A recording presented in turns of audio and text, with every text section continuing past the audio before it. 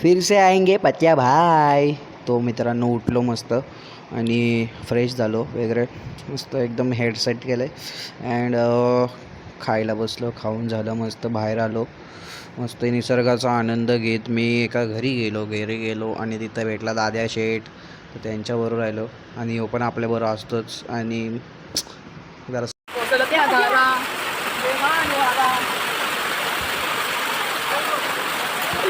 तो वाहून जाणार होता, मला असं वाटतं. मग त्याला मी कॅप्चर केला, जरा सेल्फी घेतला आणि नंतर मी गेलो जिममध्ये. जिमचा आस्वाद घेतला आणि मस्त एक सेट मारला चेस्टचा. तो पूर्ण करून मी बजरंगबलीला नतमस्तक झालो.